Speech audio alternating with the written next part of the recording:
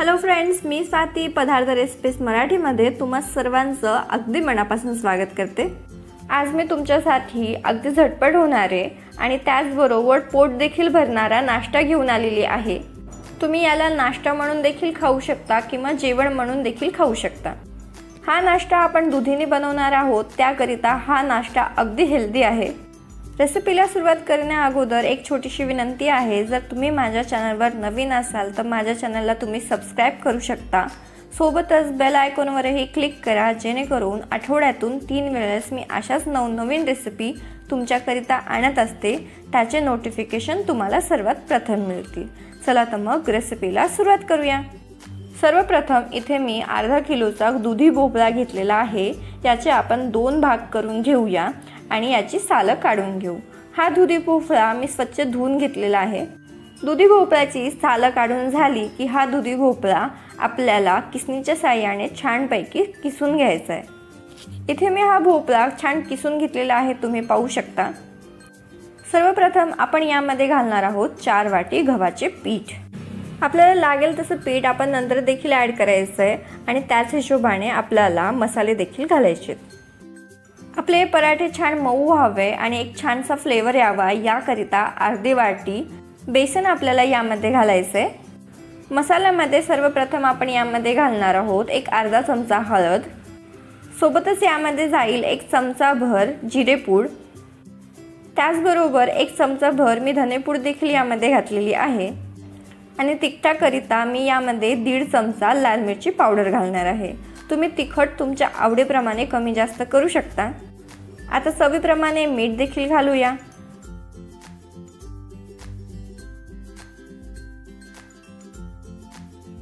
हे पराठे पचायला हलके व्हावे याकरिता 1 चमचा भर ओवा यामध्ये क्रश करून घालायचा आणि पराठ्याला अगदी सुंदर फ्लेवर यावा याकरिता मी 1 चमचा भर जाडसर वाटलेली सोप देखील यामध्ये घातलेली आहे। सोपने आपल्या या पराठ्यांना फ्लेवर खूप छान येतो। सोबतच यामध्ये जाईल 1 चमचा भर आलं आणि लसणाची पेस्ट। चवीकरिता इथे मी 2 हिरव्या मिरच्या देखील अगदी बारीक कट करून घालणार आहे। हिरव्या मिरचीचा फ्लेवर पराठ्यामध्ये खूप छान येतो। आणि सर्वात शेवटी 1 वाटीभर बारीक चिरलेली कोथिंबीर आपल्याला यामध्ये घालायची आहे। सर्व साहित्य घालून झाली की आपण हे सर्व साहित्य हाताने व्यवस्थित असे मिक्स करून घेऊया। दुधीमध्ये भरपूर प्रमाणात पाणी असतं, याकरिता आपल्याला पाण्याचा अजिबात वापर करायचा नाही आहे। मी आधी सांगितल्याप्रमाणे हे पीठ मला जास्तच ओलं वाटत आहे, याकरिता 4 वाटी पीठ मी आणखी घातलंय। आता पीठ घालून व्यवस्थित या पिठाचा गोळा तयार करून घेऊया। इथे मी पराठ्यासाठी लागणारं अगदी व्यवस्थित असं मऊसूत पीठ भिजवून घेतलेलं आहे, तुम्ही पाहू शकता। आता यावरती आपण 1 चमचाभर तेल घालूया आणि तेलामध्ये पीठ हे अगदी व्यवस्थित असं मळून घेऊया। तयार पीठ आपण एका बाउलमध्ये काढून ठेवू आणि अर्धा तासाकरिता सेट होण्यासाठी ठेवूया। अर्ध्या तासामध्ये हे पीठ अगदी व्यवस्थित असं सेट होतं। अगदी व्यवस्थित असं आपलं पीठ भिजवून झालेलं आहे। आता या पिठातून आपण छोटे छोटे बॉल्स तयार करून घेऊया।